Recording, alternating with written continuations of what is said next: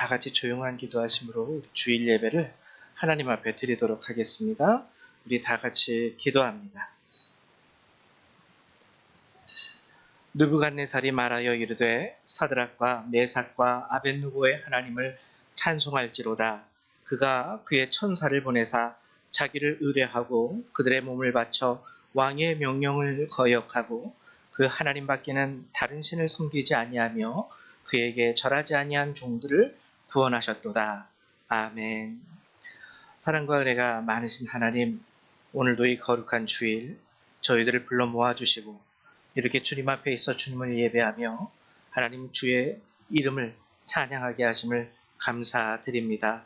오늘 이 시간 주께서 주시는 말씀을 사모하는 마음으로 저희가 이 자리에 나왔사오니 하나님 한 주간을 돌아보며 우리 가운데 부족함과 모자름과 죄된 모습이 있다 할지라도 예수 그리스도의 보혈로 다시 한번 씻겨주셔서 오늘 우리가 온전히 하나님을 찬송하며 예배하기에 합당한 주의 자녀들로 하나님 삼아 주시옵소서. 감사합니다. 예수님의 이름으로 기도했습니다. 아멘. 네, 우리 다 같이 일어나셔서 사도신경으로 우리의 신앙 고백을 하나님 앞에 드리도록 하겠습니다. 우리가 다 같이 신앙 고백 드립니다. 나는 전능하신 아버지 하나님, 천지의 창조주를 믿습니다. 나는 그의 유일하신 아들, 우리 주 예수 그리스도를 믿습니다. 그는 성령으로 잉태되어 동정녀 마리아에게서 나아지고 본디오 빌라도에게 고난을 받아 십자가에 못 박혀 죽으시고 장사된 지 사흘 만에 죽은 자 가운데서 다시 살아나셨으며 하늘에 오르시어 전능하신 아버지 하나님 우편에 앉아 계시다가 거기로부터 살아있는 자와 죽은 자를 심판하러 오십니다. 나는 성령을 믿으며 거룩한 공교회와 성도의 교제와 죄를 용서받는 것과 몸의 부활과 영생을 믿습니다. 아멘. 송영 3장 함께 찬양합니다.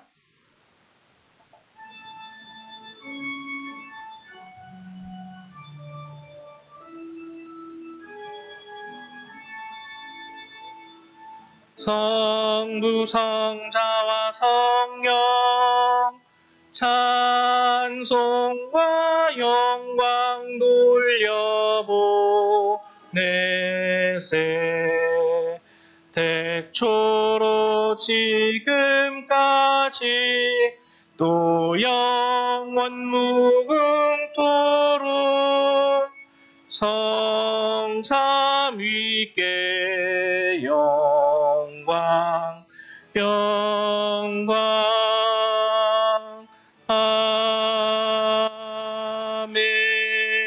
아멘. 찬송가 뒤에 있는 교동문 112번 우리 교회 교육 주일에 대한 말씀 함께 교독하도록 하겠습니다. 교동문 112번입니다. 찾으신 줄로 알고 한 절 한 절 교독하기로 하죠. 이는 곧 너희의 하나님 여호와께서 너희에게 가르치라고 명령하신 명령과 규례와 법도라.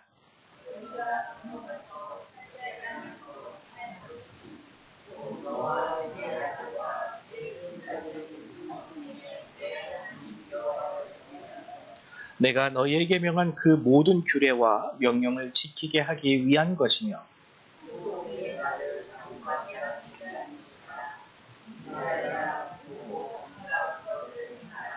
그리하면 내가 복을 받고 내 조상들의 하나님 여호와께서 내게 허락하신 같이 이스라엘아 들으라. 우리 하나님 여호와는 오직 유일한 여호와이시니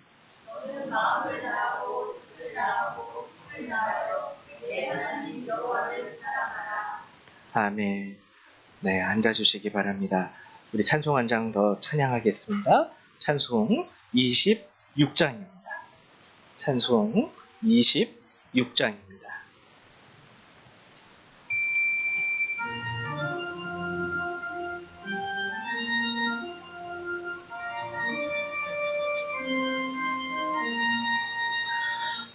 구세주를 아는 이들 찬송하고 찬송하세. 마음과 뜻과 힘 다하여 경배 드리세. 주를 알지 못한 이들 주같이 인도하사 그의 피로 구속하니 찬송 부르세. 약한 사람 도움받아 시험 중에 참게 되니 모든 죄를 이기림은 믿음뿐이라. 진리 되신 우리 주는 영원토록 변함없네. 성도들아 주를 믿어 길이 섬기세.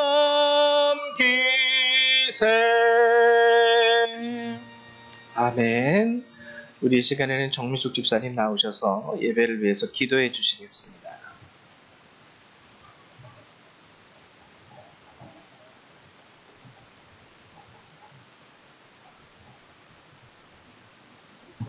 기도하겠습니다. 우리와 함께 하시는 주님, 늘 항상 주님과 함께 하고자 하는 간절한 마음으로 이곳에 모인 저희들의 마음을 헤아려 주시고 성령으로 위로해 주시기 원합니다.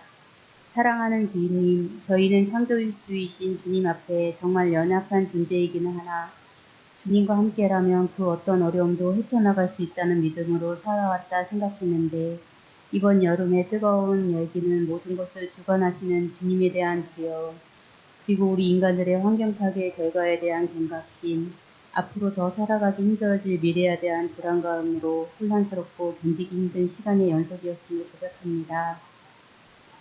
사랑의 주님, 이러한 때라도 주님의 자녀가 된 저희는 담대히 주님의 계획하심과 말씀을 믿고 기도로서 자기의 자리를 지키며 주님과 함께 하려고 하니 저희의 손을 잡아주시고 함께해 주시길 간절히 원합니다. 사랑의 주님, 우리 사랑하는 아이들을 위한 여름 성경학교를 위해 기도합니다.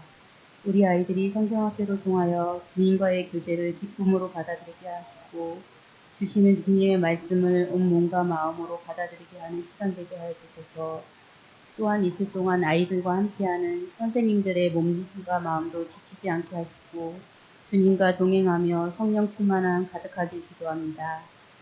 지금은 작고 연약한 이 아이들의 믿음에 물주고 걸음지게 하셔서 주님 나라의 일꾼으로 쓰임받는 아이들 되게 하여 주시길 원합니다. 그 아이들을 돌보는 저희들 역시 믿음의 본보기가 될 수 있도록 늘 깨어서 기도하게 하여 주세요. 주님, 저희는 주님의 뜻이 이루어지길 기도하지만 이 기도가 어떤 결과를 가져올지 두렵기도 합니다. 주님의 뜻이 때로 고통과 고난과 함께하기도 한다는 것을 알기 때문입니다. 그럴 때면 저희는 그 고통과 고난을 줄이거나 피할 방법을 찾으려고 그 문제에 사로잡혀 주님을 잊고 멀어질 때가 있는데 그때가 두렵습니다.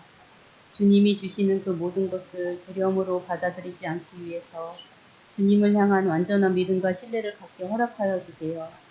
주님의 영원하신 팔 안에 의지할 수 있도록 저희의 영혼이 휘둘리지 않게 붙잡아 주시기 원합니다. 오늘 여기 모인 성도분들 모두 주님과 함께 해주심을 믿으며 서로를 위한 기도로서 주님 안에서 하나 되는 교회가 되길 원합니다. 또한 오늘 말씀을 통해 저마다의 무거운 짐을 내려놓고 기쁜 마음으로 주님 앞에 한 걸음 다가가는 시간 되길 바라며 예수 그리스도 이름으로 기도드립니다.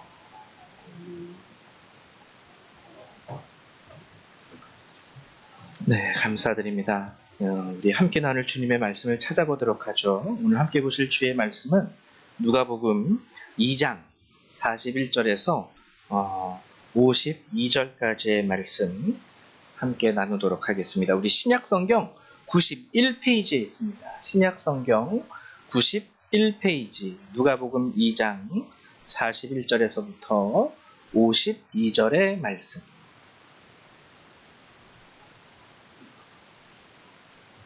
네, 다 찾으셨나요? 신약성경 91페이지 누가복음 2장 41절에서 52. 찾은 줄 알고 우리 한 절 한 절 같이 교독하도록 하죠. 제가 먼저 교독합니다. 그의 부모가 해마다 6월절이 되면 예루살렘으로 가더니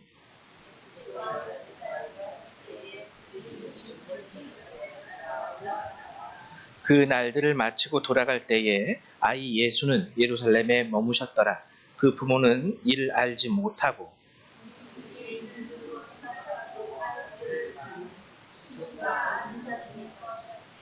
만나지 못함에 찾으면서 예루살렘에 돌아갔더니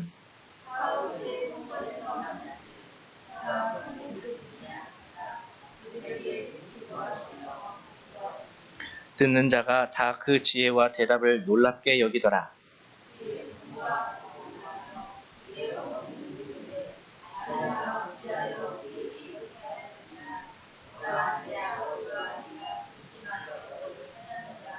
예수께서 이르시되 어찌하여 나를 찾으셨나이까? 내가 내 아버지 집에 있어야 될 줄을 알지 못하셨나이까? 하시니 예수께서 함께 내려가사 나사렛에 이르러 순종하여 받드시더라. 그 어머니는 이 모든 말을 마음에 두니라.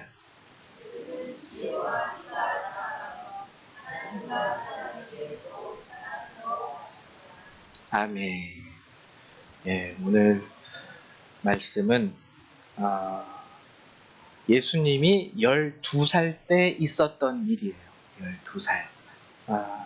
우리로 치면 한 초등학교 5학년 됐겠죠? 5학년? 그렇죠? 12살? 그때 있었던 일.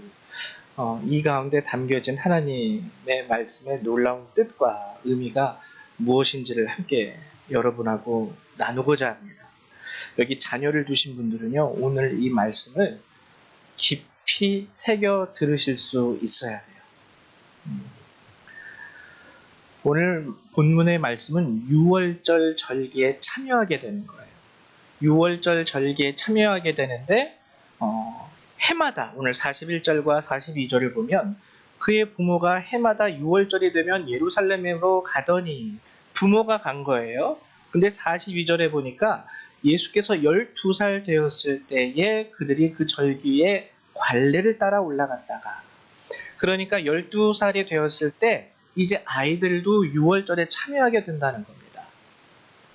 그 당시 6월절 절기에 참여한다라는 거는요, 그 자체가 쉽지 않은 일이었어요. 왜냐면은 성전이 어디에만 있었죠? 그 당시에는 예루살렘에만 있었어요. 쉽게 말하면 성전이 서울에만 있는 거예요. 저희 포천이잖아요. 포천에서 6월절 절기가 되면은 그 6월절 절기에 참여하기 위해서 가족들이 다 서울로 가는 겁니다. 근데 그때 뭐 솔직히 말해서 지금처럼 뭐 도로가 잘 정비됐겠습니까? 아니면 자동차가 있겠습니까? 자전거 같은 게 있었겠습니까? 뭐 모르겠어요. 옛날에 우리 조상들이 했던 것처럼 어쩌면은 뭐 소 달구지 끌면서 그거 타고 이렇게 갔을 수도 있을 거예요. 그러니까는 그 당시 갈릴리에 살으셨던 예수님과 그의 가족이 예루살렘에 절기를 지키러 간다라는 것은 하루 이틀 가는 길이 아니었어요. 한 적어도 일주일 정도 아니면은 빠르면은 한 3, 4일을 걸어가거나 소 달구지 타고 가야 되는 먼 길입니다. 먼 길이에요. 근데 예수님도 이제 12살이 되었기 때문에 그 6월절 절기에 참여하게 된 거예요. 참여하게 된 거예요. 그리고 6월절은 그 당시에 7일 동안 진행이 되었습니다. 유대인들은요, 지금도 이 절기를 지키고 있어요. 그러면은 12살이 된 이 아이, 어린 예수님이 6월절에 참석하게 됐다라는 의미는 과연 뭘 의미하는 걸까? 10살, 뭐 8살, 9살 아이들도 있을 텐데 이 아이들은 뭐 의무적이 아니에요. 물론 이제 그 먼 길을 가기에 이 아이들이기 때문에 체력이 감당하지 못할 수도 있고 또 가다가 힘들거나 그 여정이 어려워서 뭐 몸살이나 병이라도 걸리게 되면은 뭐 지금처럼 뭐 옆에만 가도 약국이 있고 뭐 의원이 있는 것도 아니고 그러니까 이제 어린아이들을 배제시킬 수도 있었는데 이제 12살이 되는 아이들 이 아이들부터는 6월절에 참석을 하게 됩니다. 과연 12살부터 아이들이 참석하게 된다는 것은 6월절에 참석하게 된다는 것은 어떤 의미를 갖게 되는 것일까? 제가 그림을 한 장 준비했는데요. 여러분 이거 지금 유대인들이 6월절 절기를 하는 장면이에요. 여러분들 그림이 너무 난잡해가지고 잘 보이시지도 않겠는데 요 양 옆에 쇠막대기가 있습니다. 쇠막대기. 이야기 다 됐군요. 근데 안 돼요. 네, 쇠막대기가 있고 거기에 뭐가 있냐면 우리 옛날에 정육점에 가면은 갈고리 이렇게 탁 걸어가지고 돼지고기나 소고기 그냥 탁 걸어놨듯이 여기에 보면은 지금 사람들이 하도 많아서 안 보이는데 그 양 이런 것들이 고기들이 이렇게 다 걸려 있어요. 그래서 이걸 각을 떠가지고 구약에 지시한 대로 이걸 가지고 하나님께 제사를 드리고 함께 나누는 절기가 바로 이 유월절 절기입니다. 지금도 이제 유대인들은 이거를 절기를 반드시 지키고 있죠. 근데 제가 오늘 본문을 설명하기 위해서 여러분들에게 설명해야 될 것이 있는데 유대인들의 성인식입니다. 유대인들의 성인식. 유대인의 성인식은요, 우리랑 좀 달라요. 남자아이들 같은 경우에는 13세가 될 때 성인식을 치릅니다. 13번째 생일을 치르고 돌아오는 첫 번째 우리로 치면 주일날. 생일이 지나고 처음 다가오는 그 주일이 성인식을 행하는 날이에요. 우리 다른 나라 같은 경우에는 성인식 날짜가 정해져 있죠. 생일이 지나든 안 지나든 그 나이가 차면은 그 연도에 뭐 며칠 날 성인식. 우리와는 의미가 좀 달라요. 많이 달라요. 남아의 경우에는 13살, 여아의 경우에는 12살에 성인식을 치르는데 우리로 치면 중학교 1학년입니다. 여러분 중학교 1학년이 성인처럼 보이십니까? 한참 배울 것도 많고 모자르고 자기 힘과 능력으로는 살아가기에도 힘든 아이가 중학교 1학년이에요. 조금 머리가 컸을 뿐이에요. 그래서 지가 다 된 줄 알지 아무것도 안 된 애들이 바로 중학교 1학년 애들입니다. 우리와는 다른 성인식의 의미가 여기에는 담겨 있어요. 단순히 사회적으로 성인이 되었다라는 것을 의미하는 게 유대인의 성인식이 아니라는 거예요. 유대인의 성인식을 뭐라고 부르냐면 바르 미츠바라고 합니다. 바르 미츠바. 이 뜻은 계약의 아들 또는 율법의 아들 또는 말씀의 아들이라는 뜻이에요. 바르가 아들이라는 뜻이고요. 미츠바가 계약, 율법, 말씀이라는 단어입니다. 그래서 바르 미츠바가 성인식인데 계약의 아들, 율법의 아들, 말씀의 아들이 된다라는 뜻이에요. 이때는 뭘 행하냐면 아브라함과 맺으신 하나님의 계약, 이것을 상징하는 겁니다. 그래서 하나님은 나의 아버지가 되시고 나는 하나님의 자녀가 된다라는 것을 새기고 기념하는 게 이 유대인 성인식의 핵심이에요. 너도 이제 어른이 됐어. 너도 이제 네 마음대로 할 수 있고 뭐 우리로 치면은 우리 그런 게 있죠.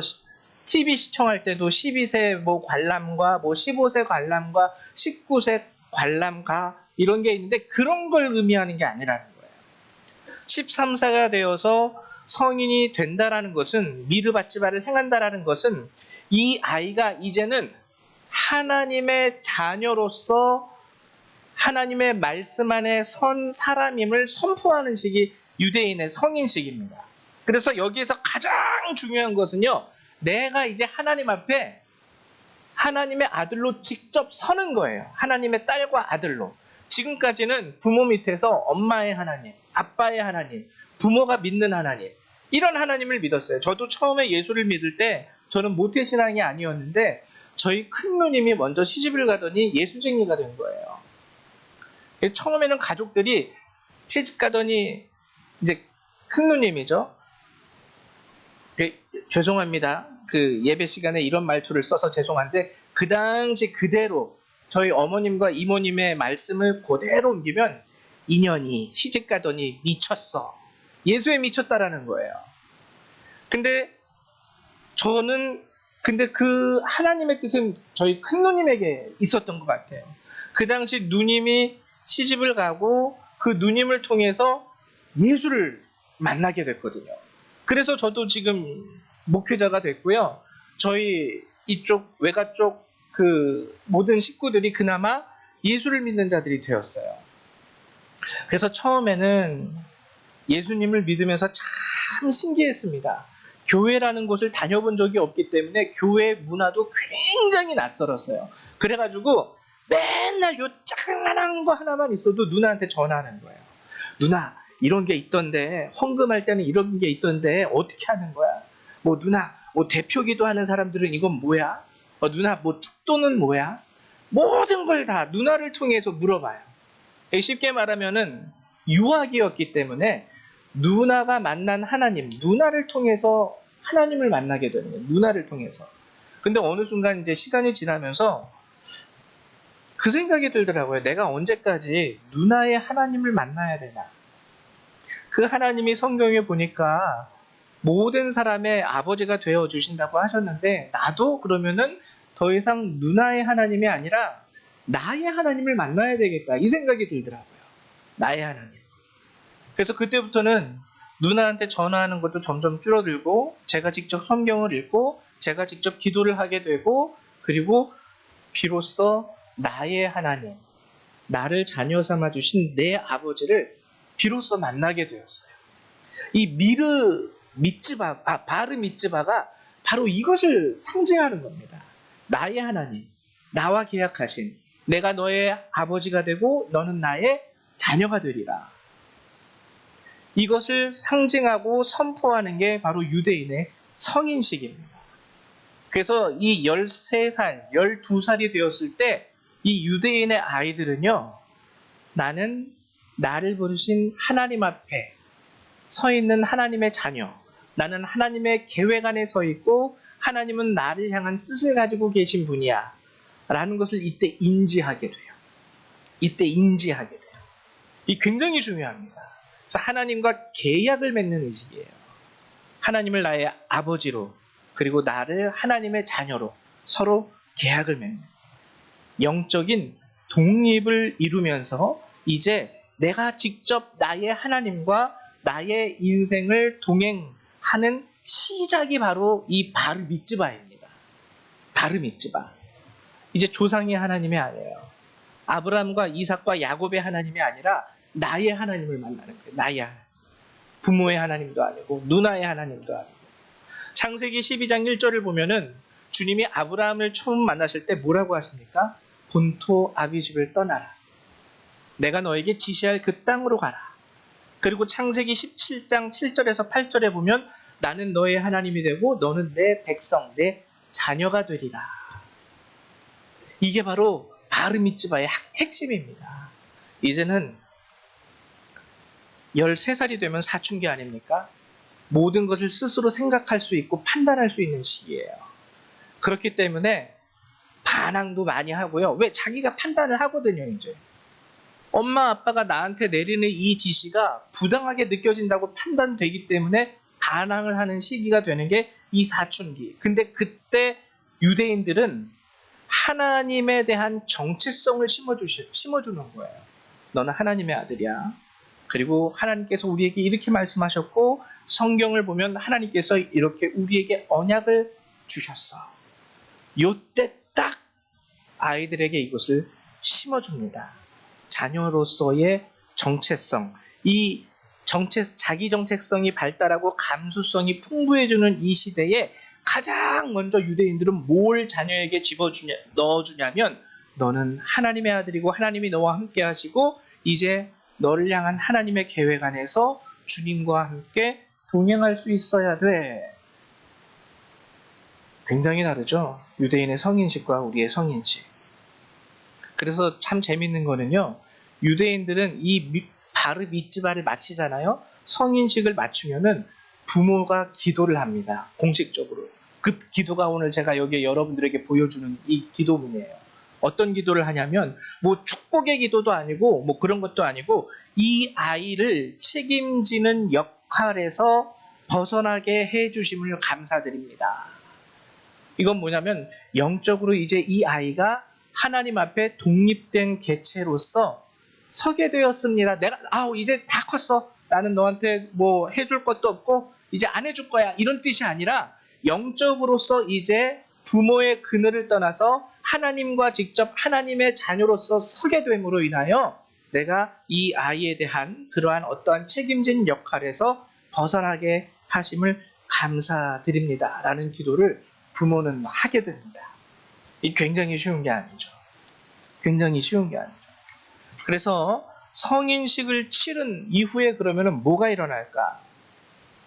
성인식을 치른 이후에는요, 본격적인 사회적 독립을 위한 교육에 들어갑니다. 하나님의 자녀로서 이제 너는 살아가는데 독립해서 스스로 하나님의 자녀로서 살아갈 수 있도록 이때 사회적 독립을 위한 교육에 집중적으로 들어가요. 우리도 보통 보면은 중학교 들어갈 때부터 집중적으로 대학에 들어가기 위한 교육을 시작하게 되죠. 유대인들도 똑같아요. 근데 목적이 다를 뿐입니다. 우리와는 반대예요. 우리는 교육이 다 끝나고 고등학교를 졸업하면 성인식을 치르지만 이 아이들은, 유대인의 아이들은 성인식을 치른 이후에 하나님의 자녀로서 독립된 한 명의 사람으로서 살아가는 삶을 감당해내기 위하여 교육을 한다라는 거예요. 그래서 유대인에게 있어서 성인식은요, 결혼식보다 매우 중요해요. 하나님의 자녀로서 서지 못한 자가, 이거는 재정적으로 뭐 돈도 못 벌면서 결혼하면 너 어떻게 먹여 살릴래? 이런 뜻이 아니라 하나님의 자녀로서 네가 온전히 서지 못한 상황에서 결혼을 하면은 네 자녀들도 하나님을 잊어버린 자녀가 될 것이고 네 자녀들도 하나님을 모르는 자녀로 성장할 수 있기 때문에 결혼식보다 성인식이 중요한 거예요. 우리랑 이 사고방식이 완전히 다르죠. 완전히 다르죠. 그리고 이때 가족, 친지, 가까운 이웃들이 현금을 선물로 줍니다. 현금. 성인식 때 현금. 이건 뭐냐면 단순히 축하해 하고 용돈 주는 게 아니에요. 이거를 하나의 쉽게 말하면 장사 미천, 사업자금처럼 줍니다. 그래서 이 돈을 가지고 13살부터 이 돈을 가지고 주식에도 투자를 해요. 얘네들은. 부모와 함께 예금이나 적금에 넣어둬서 이 아이가 정말 모든 교육 과정을 마치고 사회적으로 독립이 오는 그 시기에 이걸 미천으로 해서 자신의 일을 해나갈 수 있게끔 13살 때 성인식을 마치면 주변에 있는 모든 사람들이 돈을 주고 그 돈을 용돈처럼 쓰면 안 돼요. 와, 돈 생겼다. 이걸로 뭐하고 게임 아이템 사고 뭐 해야지. 절대로 그렇게 못합니다. 이걸 가지고 예금이나 적금이나 부모와 함께 주식 같은 데 투자를 해가지고 그것을 돈을 관리함으로 나중에 성인이 되었을 때 그걸 가지고 이 아이가 자신의 이제 삶을 꾸려나갈 수 있는 인생의 미천, 그런 자본으로 이거를 아이들에게 주게 하는 거예요. 굉장히 다르죠. 근데 이제 유대인의 성인식을 제가 이렇게 아주 그냥 장황하게 설명하는 이유가 이제 오늘 본문을 온전히 이해하기 위해서. 12살, 예수님의 12살은요, 아직 성인식을 치를 나이가 아니에요. 13살이니까 1년 전이죠. 12살. 그러면은 이 12살의 절기에 참여하게 되는데 이 12살은 유대인에게 있어서 어떤 의미를 갖게 되는 것일까? 여러분, 우리는요, 성인식이요, 그냥 가만히 앉아서 TV만 보고 룰루랄라 시간 보내도 벌써 1년이 지났어? 나 이제 만 19세네? 자동적으로 성인이 되죠. 자동적으로. 그냥 가만히 놀고 먹고 앉아도 시간 지나가지고 20살이 되면 그냥 성인식 치르는 거예요. 근데 유대인들은요, 그렇게 안 합니다. 13세 때 이 성인식은 말씀의 자녀가 된다라는 의미, 계약의 자녀가 된다라는 의미를 가지고 있기 때문에 12세부터 뭐를 하냐면 마치 우리나라 학생들 고3 때 대입 준비하듯이 성인식을 준비해요. 그래서 성경에 나와 있는 말씀을 꼼꼼하게 배우고 그 안에 어떠한 하나님의 언약이 담겨 있는지를 깊이 살피고 그리고 그때부터 하나님이 말씀하신 절기와 예배에 철저하게 참여를 하게 됩니다. 이걸 안 하면은요, 하나님의 계약이고 뭐고 다 날아가 버려요. 우리나라도 한때 그런 적이 있었습니다. 세례 주는 거. 세례식이 굉장히 아주 중요한 의미를 갖고 있는 거거든요. 이제 하나님께서 나의 아버지가 되시고 세례라는 거는 첫 번째 어떤 의미를 가지고 있냐면 물속에 들어가면 우리가 뭐 못하죠? 물속에 들어가서 숨 쉬어본 적 있으십니까? 못 쉬어요. 물속에 들어가면. 그래서 세례의 첫 번째 의미는 내 삶의 죽음입니다. 죽음.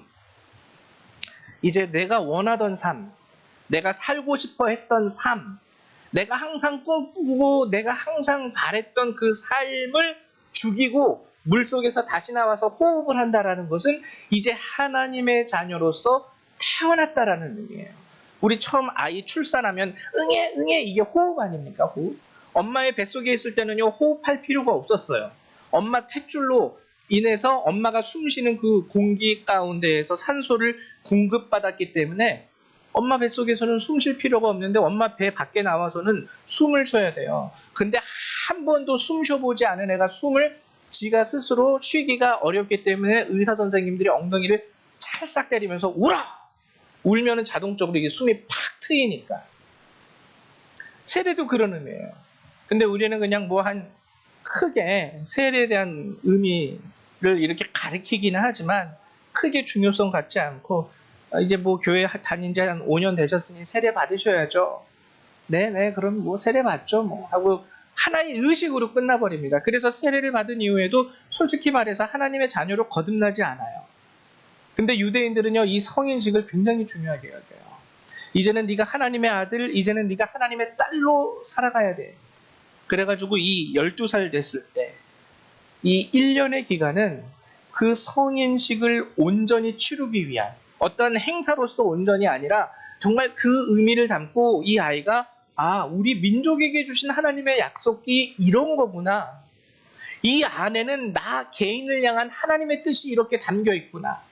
하나님께서 축복의 말씀을 주실 때 내가 하나님 앞에 개인적으로 정말 하나님의 자녀로 온전히 복을 받고 살기 위해서는 이 언약의 말씀을 지켜야 하겠구나. 그것을 감당하기 위해서 12살 때부터 교육이 들어가요. 교육이 들어가요. 그래서 이때 부모의 역할이 그 어느 때보다도 중요합니다. 부모가요, 이 아이를 하나님의 말씀으로 가르쳐야 돼요. 언약의 말씀을 상기시켜줘야 되고요. 이 부모가 하나님의 말씀을 떠나지 않게 아이에게 외우게까지 합니다. 외우게까지. 요즘에 보면 우리나라도 참 안타까운 게 뉴스에서 종종 들어보셨죠? 7세 고시가 우리나라에 태어났대요. 7세 고시.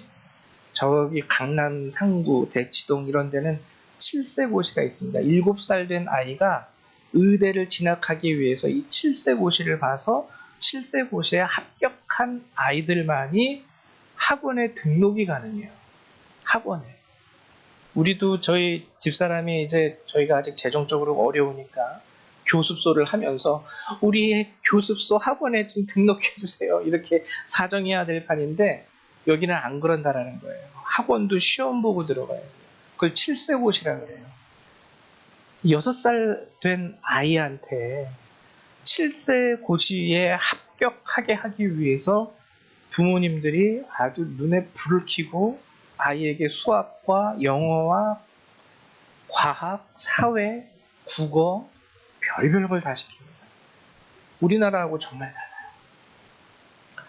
이런 데 빠지니까 우리는 점점 하나님의 자녀가 되었다는 그 하나님의 은혜와 축복 가운데에서 점점 멀어져요.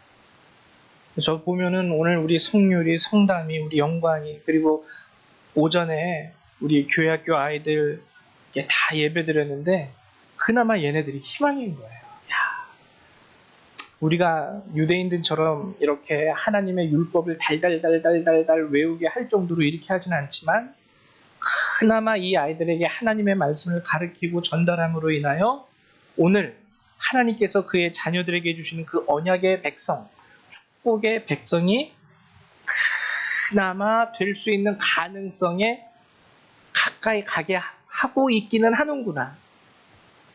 하고 있기는 하는구나. 그래서 여러분, 그나마 이렇게 예배에 참석하는 학생들이 있다라는 게 저희에게도 그렇지만 이 아이들에게 있어서도 얼마나 큰 이게 은혜와 능력과 기회가 되는지 모릅니다. 기회가 되는지 몰라요. 그래서 여러분 보면은 제가 사진을 준비했어요. 여기 보면은 사진 요 보면 위에 그림 여기 남자아이 그리고 이렇게 여자아이가 있죠. 여기 남자아이 여자아이 이 네.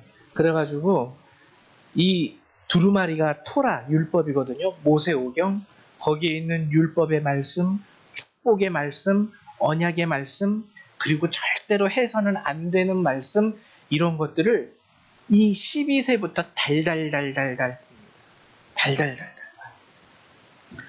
자, 그럼 여러분 오늘 본문으로 다시 한번 돌아갈게요. 오늘 본문을 보면은 부모와 헤어지게 된 예수님의 모습이 나와요. 마치 무슨 나홀로 집에라는 영화 보신 적 있죠? 나홀로 집에라는 영화 스토리와 비슷한 상황이 나타나게 됩니다. 이제 유대인의 그 6월절 절기를 마치고 집으로 돌아가는 거예요. 근데 수많은 사람이 그때 뭐 핸드폰이 있었겠습니까? 뭐 GPS가 있었겠습니까? 수많은 사람들이 바글바글 몇만 명의 사람들이 섞이는 곳에서 당연히 애를 잃어버릴 수도 있겠죠. 저도 어렸을 때 시장 갔다가 엄마 손 놓치고 딴 데 한눈 팔아가지고 엄마 잃어버린 적 몇 번 있었어요. 오늘 예수님도 그런 상황이 벌어진 거예요. 아마 이거는 제 상상이고 제 추측인데요. 아마 예수님의 가족도 그 정도 상황은 인지했겠죠. 그러니까 아마 이렇게 서로 약속을 했을 거예요. 얘들아, 절기가 끝나면 우리 가족들이 다 이렇게 만나가지고 오기가 힘드니까 절기가 끝나면 여기서 만나자. 집으로 가는 길에 장소 한 곳을 봐두고 여기서 만나자. 그래서 모든 가족이 다 올 때까지 여기서 기다렸다가 만나서 올라가자. 그래서 하룻길을 걸어갑니다. 하룻길을 걸어갔는데 예수님이 안 오는 거예요. 그래서 아는 사람들을 통해서 그리고 가까운 친척들을 통해서 내 아들 예수를 보셨습니까? 아무도 못 봤대요. 난리가 난 거죠. 그래서 43절에서 45절 그 날들을 마치고 돌아갈 때에 아이 예수는 예루살렘에 머무셨더라. 그 부모는 이를 알지 못하고 아마 약속했기 때문에 알지 못했을 거예요. 가면은 거기서 만날 수 있을 거다. 44절 동행 중에 있는 줄로 생각하고 하룻길을 간 후 친족과 아는 자 중에서 잣되 만나지 못함에 찾으면서 예루살렘으로 돌아갔더니 다시 길을 거꾸로 거슬러서 예루살렘으로 돌아갔던 것이죠. 그리고 사흘 후, 사흘이 3일입니다. 나흘이 4일이고, 사흘 후 성전에서 예수님을 다시 만나게 됩니다. 만났을 때 예수님은 그 성전에 있는 쉽게 말하면 선생들, 랍비들이라고 하죠. 율법 학자들과 대화를 하게 돼요. 근데 여기서 놀라운 일이 일어나죠. 46절과 47절을 보면 사흘 후에 성전에서 만난즉 그가 선생들 중에 앉으사 그들에게 듣기도 하시며 묻기도 하시니 듣는 자가 다 그 지혜와 대답을 놀랍게 여기더라. 이게 뭘 의미하는 거냐면요. 성인식을 앞두고 12살이 된 예수님, 이제 본격적으로 나를 향한 하나님의 뜻, 우리 민족을 향한 하나님의 뜻, 그리고 이 세상을 향한 하나님의 뜻과 계획을 언약의 말씀을 통해서 이제 예수님도 집중적으로 배우셨을 거예요. 그리고 그 자리에서 선생님들과 함께 대화를 나눌 때도 주제는 바로 그것이었을 겁니다. 아마 선생님이 수염을 이렇게 막 쓰다듬으면서 예수님을 보시고 아이 예수니까 예수구나, 너 이름이 예수니? 그래, 너 12살이구나. 그럼 이제 하나님의 말씀에 대해서 본격적으로 배우고 있겠네. 하나님의 말씀 가운데서 너를 향한 하나님의 뜻이 무엇인지 발견했니? 우리 민족을 향한 하나님의 뜻이 무엇인지 발견했니? 아마 대화의 내용은 그거였을 거예요. 율법 선생님들하고 만나가지고 그래 니네 아버지 뭐 하시노? 이렇게 물어보지는 않았을 거 아니에요. 별별 다른 거 물어보지 않았을 거 아니에요. 요즘에 나오는 TV 프로그램 뭐가 재밌니? 이런 거 물어보지 않았을 거예요. 성전에서 12살인 걸 알고 그럼 너도 율법에 대해서 그리고 하나님의 말씀과 우리 민족을 향한 주님의 계약, 우리를 자녀 삼으셨다라는 그 말씀에 대해서 너도 지금 공부하고 있겠구나. 그래, 그러면은 벌써 뭘 깨달았니? 뭘 발견했니? 우리 민족을 향한 하나님의 뜻은 무엇인 것 같고 너를 향한 하나님의 계획이 있다면 무엇일 것 같니? 이런 얘기를 했을 거예요. 근데 예수님의 지혜와 대답에 모두가 놀라게 됩니다. 바로 알고 계셨다라는 거예요. 바로 알고 계셨다라는 거예요. 성인식을 앞두고 나와 민족과 이 나라와 세상을 향한 하나님의 뜻이 무엇인지를 그래도 예수님은 명확히 깨닫고 계셨다라는 겁니다. 그리고 그때 드디어 예수님의 부모가 도착을 하게 됐죠. 그리고 아이야, 어찌하여 여기서 이렇게 있느냐? 우리가 너 때문에 얼마나 걱정했는 줄 아니? 이렇게 부모님이 얘기하죠. 그때 49절을 보면 예수님이 이렇게 말씀하십니다. 어찌하여 나를 찾으셨나이까? 내가 내 아버지 집에 있어야 될 줄을 알지 못하셨나이까? 근데 여기서 우리말 성경에는요, 집이라는 명사 딱 있어가지고 아버지 집 하면은 우리는 이걸 뭘로 인식하냐면 성전으로 인식을 합니다. 내가 성전에 있어야 될 줄을 알지 못하셨나이까? 이런 식으로 인식을 한다는 거예요. 근데 원어에는 집이라는 명사가 없습니다. 그냥 아버지의 곳이에요. 아버지의 곳. 장소를 말하는 곳. 아버지의 곳에 있어야 될 줄. 그래서 여기서 말하는 곳이라는 뜻은 아버지가 있는 곳 또는 아버지가 일하시는 곳, 이런 뜻이에요. 아버지가 일하시는 곳에, 아버지가 계시는 곳에 있어야 될 줄 알지 못하셨나이까? 근데 이제 아버지가 일하시고 아버지가 계시는 곳이라는 의미를 어떻게 번역할까 하다가 영어 성경도 그렇고 집이라고 번역을 해버린 거죠. 거기에는 가면 항상 아버지가 계시고 또 아버지도 일하시고 집이 가장 또 아버지의 은혜를 얻기 편하고, 집에 가면은 편하지 않습니까? 힘들고 지쳐서 집에 가면 엄마가 밥도 해주고 간식도 해주고 또 여러분들이 아버지가 이루어 놓은 그 밑바탕에서 누워서 잠도 잘 수 있고 TV도 볼 수 있고. 여러분 밖에 나가서 부모가 없는 곳에서 한번 TV 보세요. 힘들어요. 어디를 가더라도 다 돈 내야 돼요. 밥 먹으려도 돈 내야 되고 뭘 하고 싶어도 뭐 쉽게 말하면 요금을 내야지 그걸 할 수 있지. 근데 어머님, 아버님 그늘이 있는 그곳에서는요, 여러분들이 뭐를 해도 자유입니다. 쉼도 얻을 수 있고 안식도 얻을 수 있어요. 그래서 그거를 이제 성경에서는 아버지 집이라고 번역을 해놓은 것입니다. 원래적인 의미는 뭐냐면 아버지가 일하시는 곳, 아버지가 계신 곳이에요. 아버지가 하는 일과 그곳, 그리고 아버지가 계신 그곳. 그래서 아버지 집은 안식의 장소입니다. 평안, 쉼을 누릴 수 있고요. 회복을 얻을 수 있는 장소가 바로 아버지. 이 집, 아버지가 계신 곳. 근데 이곳은 나를 향한 아버지의 계획이 있는 곳이기도 해요. 아버지의 뜻이 있는 곳. 나를 부르신 곳. 그래서 여러분, 저에게 있어서 오늘 예수님이 말하는 아버지 집에 있어야 될 줄을 알지 못하시나이까? 저에게 있어서 개인적으로 적용한다면 나를 향한 아버지의 계획이 있는 곳은 바로 오늘 이곳 열방교회와 그리고 하나님께서 나를 부르신 제 가정입니다. 여러분들에게도 똑같아요. 여러분들은 또 거기에다 직장이 있으시기 때문에 그 직장이 여러분들을 향한 하나님의 계획이 있는 곳, 그리고 여러분들이 가정을 이루고 살고 있는 그 공간과 그들이 하나님을 향한 계획이 있는 곳, 여러분들을 향한 하나님의 계획이 있는 곳, 그리고 지금 이 열방교회가 여러분들을 향한 하나님의 뜻과 계획이 있는 곳이에요. 예수님도 그것을 받아들이신 거예요. 어려서부터 그걸 깨달으신 거예요. 그렇기 때문에 그것이 비록 십자가의 고난이라 할지라도 이 십자가의 고난은 나를 향한 하나님의 계획이 있는 곳이야. 내가 십자가를 지는 그곳에서 하나님은 나를 통하여 일하고 계셔. 그래서 예수님도 이것이 아픔이고 고난이고 죽음인 줄 알면서도 그것을 받아들이시고 지금 우리의 구세주가 되신 거예요.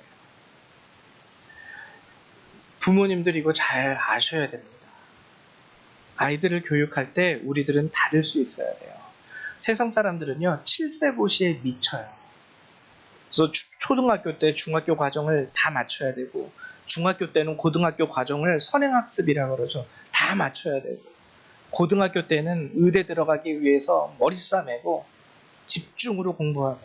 우리 대한민국 엄마들은 여기에 열을 내지만 적어도 우리 예수 믿는 자들은요, 이 유대인의 성인식 12살이 된 예수님께서 배우신 이것과 행하신 이 일들 가운데 우리도 마음을 들 수 있어야 돼요. 오늘 보면은 본문에 뭐라고 합니까? 51절을 제가 읽어드릴게요. 예수께서 함께 내려가사 나사렛에 이르러 순종하여 받으시더라. 순종하여 받으신 이유도 이것이 나를 향한 하나님의 뜻과 계획임을 알고 계시기 때문에 순종하여 받으시는 거예요. 그 사춘기에 그냥 막 반항이 마음이 가득한 아이가 순종하여 받으시더라. 근데 그 어머니의 반응, 그 어머니는 이 모든 말씀을, 이 말을 마음에 둡니다. 내가 아버지의 집에 있어야 된다라는 이 예수님의 말을 마음에 두었다라는 거예요. 그러니까 마리아가 아마 신앙적으로 교육은 잘 시켰던 것 같아요. 그 자녀들을. 온전한 유대인, 하나님의 자녀로서. 여러분 이제 이 말씀 안에서 우리를 좀 돌아봤으면 합니다. 여기 계신 분들 다 성인이죠. 모르겠어요. 우리 성담이나 아직 성인식이 안 됐죠? 성률이나 영광이 됐나? 아직 성담이 빼고 다인데 우리는 보통 보면은요 그냥 모태신앙, 모태신앙이면 뭔가 좀 된 것 같이 여겨지고, 신앙생활 몇 년 하셨어요? 아우 저 10년인데요 20년인데요. 아우 제가 목사입니다. 우리 아버지가 목사예요. 제가 장로예요. 권사예요. 뭐 이러면은 이제 다 와 합니다. 와 합니다. 근데 성경은 그게 필요 없는 거예요. 성경은 그게 필요 없는 거예요. 목사가 돼도 너를 향한 하나님의 부르심의 자리를 알지 못하고, 장로가 돼도 너를 통해서 하실 하나님의 뜻과 계획에 대해서는 까막눈이고, 아직 유대인의 관점에서 보면은 나이가 60이 되든 70이 되든 하나님의 뜻을 몰라요? 아, 당신은 아직 성인식을 치르지 못한 아이와 같은 존재이군요. 성경적으로 보면 그렇다라는 거예요. 진정한 하나님의 자녀로서 우리가 성인식을 치른다라는 것은 하나님이 나의 아버지가 되셨다라는 그 사실, 그리고 내가 그분의 자녀가 되었다라는 사실을 인지하게 될 때 비로소 시작이 됩니다.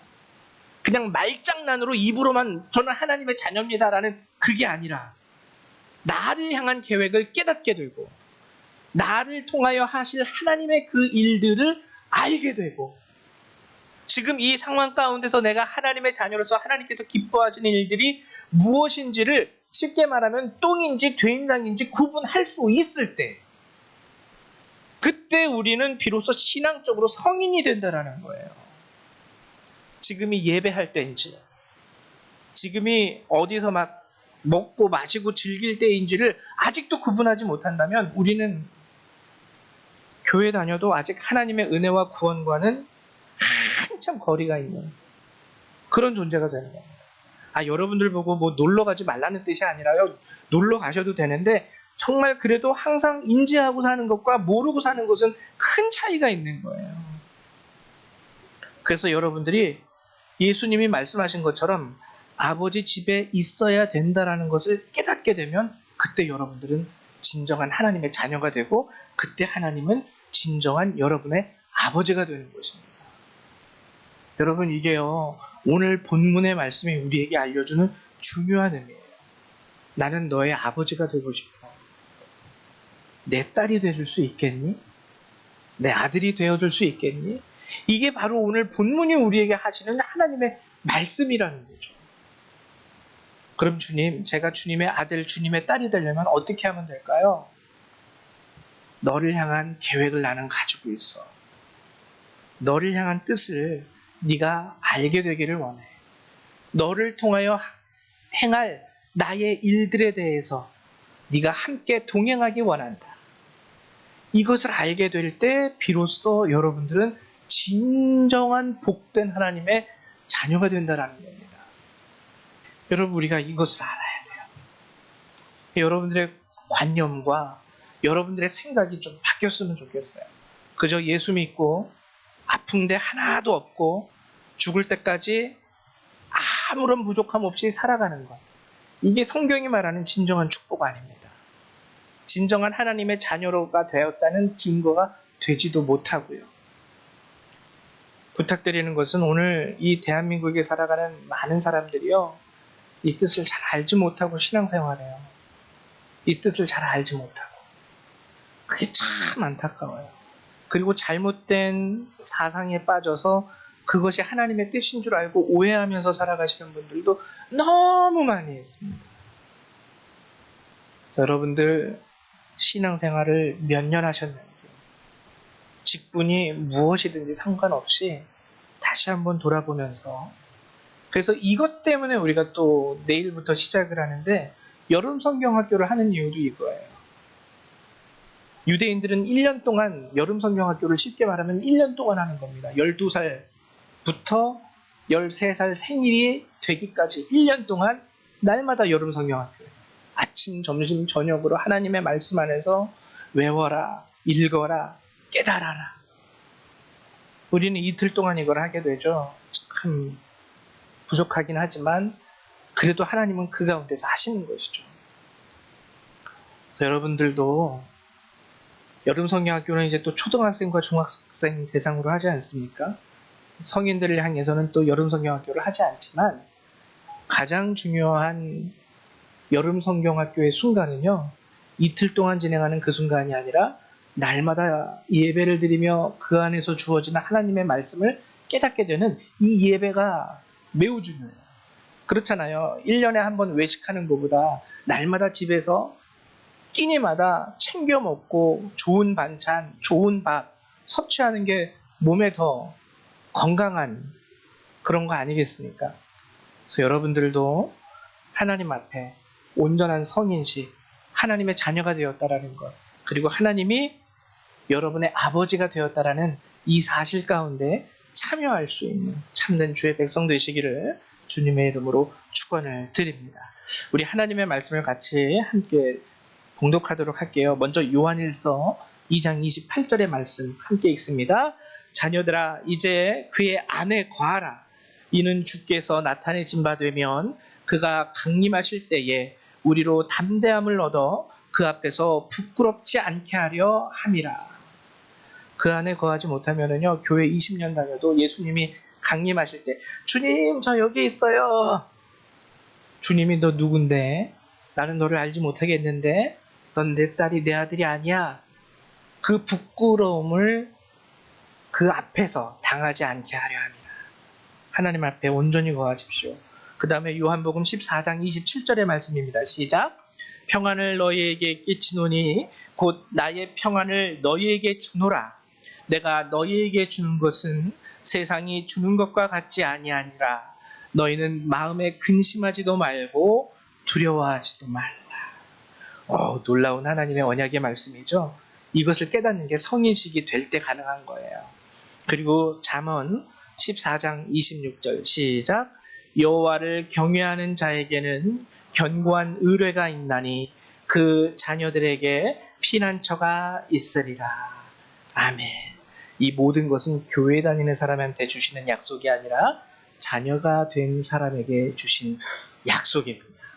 그래서 여러분 이왕 예수 믿을 거 참된 자녀가 되셔서 이 모든 약속을 누리면서 사시기를 주님의 이름으로 축원을 드립니다.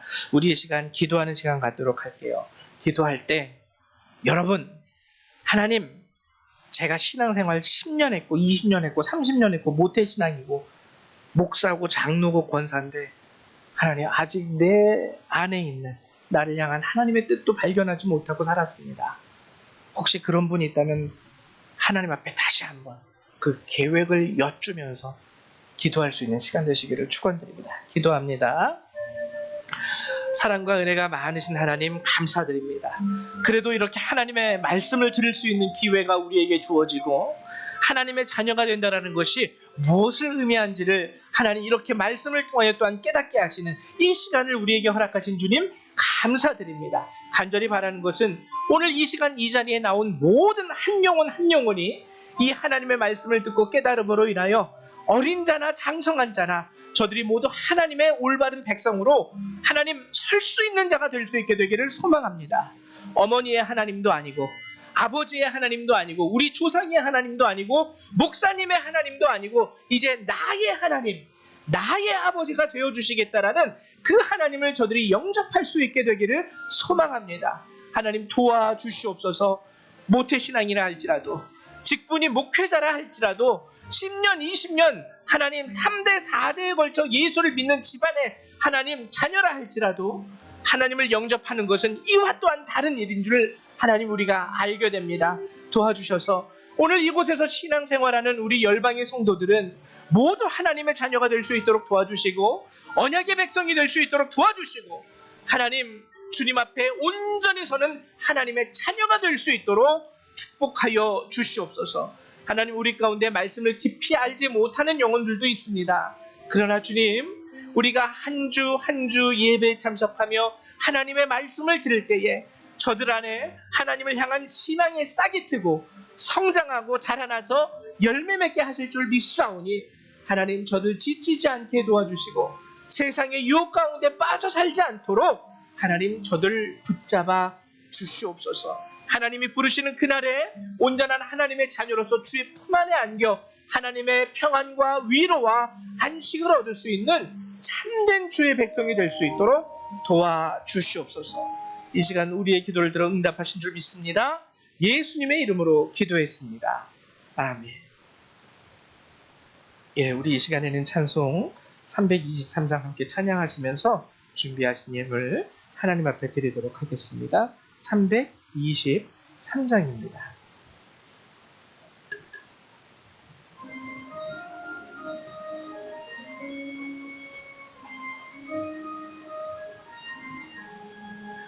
푸른 바다 나서니 몸 어디든지 가오리다.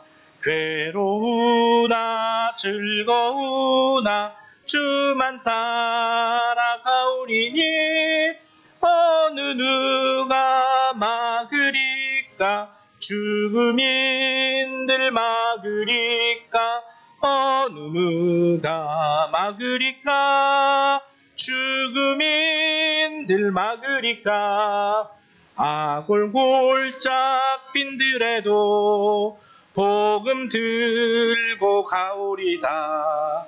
소돔 같은 거리에도 사랑 안고 찾아가서 종의 몸에 지닌 것도 아낌없이 드리리다. 종의 몸에 지닌 것도 아낌없이 드리리다.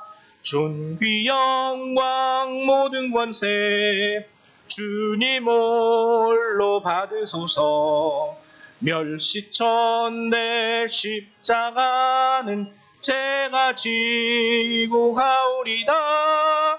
이름 없이 빛도 없이 감사하며 섬기리다. 이름 없이 빛도 없이 감사하며 섬기리다. 아멘. 기도하겠습니다. 사랑의 하나님 감사드립니다. 늘 우리가 하루하루 살아갈 수 있는 것이 주의 손이 우리와 함께 하시고 우리의 연약한 육신과 마음을 붙잡아 주심에 있는 줄 다시 한번 고백드립니다. 하나님, 주께서 우리에게 주시는 은혜와 이 축복과 주의 말씀에 감사함으로 우리 성도님들이 오늘도 주께서 명하신 바 감사의 예물과 11조의 예물을 구별하여 하나님 앞에 내어드립니다. 드리는 손길 가운데 은혜와 축복을 더하시며 저들의 삶 가운데 이제 하나님의 자녀로서 저들을 받아주시고 하나님 모든 언약의 말씀에 기록하신 주의 말씀대로 저들을 축복하시고 지키시고 인도하여 주시옵소서. 오늘도 드리는 이 예물을 기뻐 받아주실 줄 믿습니다. 예수님의 이름으로 기도했습니다. 아멘. 네, 감사드립니다. 교회 소식을 알려드릴게요. 특별한 거는 여러분들이 주보를 참조해 주시고요. 내일 월요일 10시예요. 오전 10시. 우리 어린이 여름 성경학교를 시작하게 됩니다. 여러분들 함께 기도해 주시고요. 혹시 간식으로라도 후원해 주시고자 하시는 분들은 우리 사모님에게, 홍승아 사모님에게 말씀해 주시기를 부탁드립니다. 아까 말씀드렸다시피 그냥 행사로 시작하고 끝나는, 재미로 시작해서 끝나는 여름 성경학교가 아니라 이 유대인들의 성인식을 위하여 유대인들이 12살 아이들에게 하나님의 말씀을 집중하여 가르치듯 이 이틀간은요, 정말 하나님에 대해서만 아이들에게 전하는 시간이에요.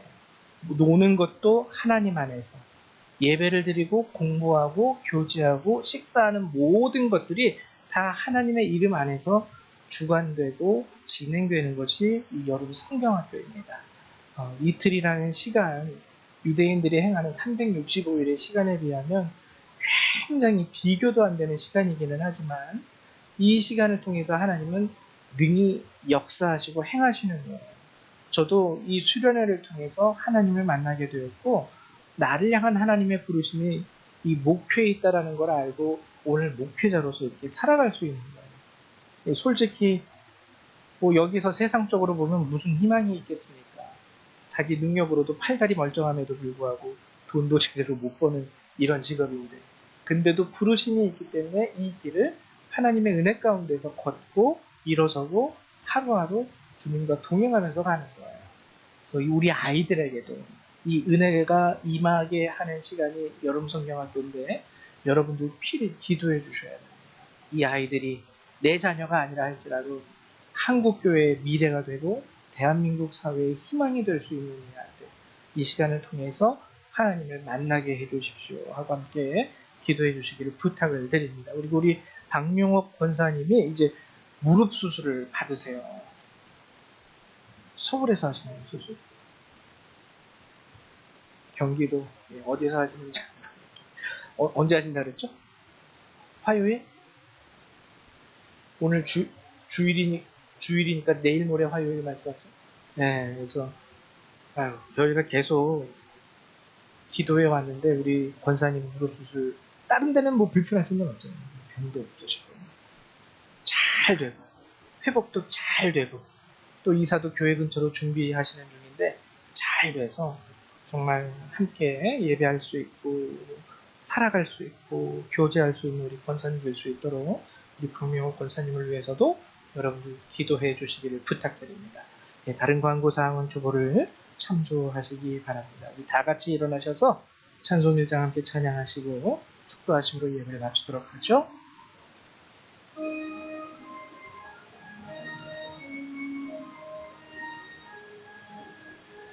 만복의 근원 하나님, 온 백성 찬송 드리고 저천사여 찬송하세. 찬송 성부 성자 성령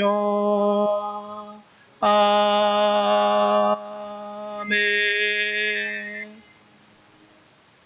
사랑과 은혜가 많으신 하나님, 오늘도 이 귀한 말씀으로 우리에게 허락하시사 주의 구원에 가깝게 하시니 감사드립니다.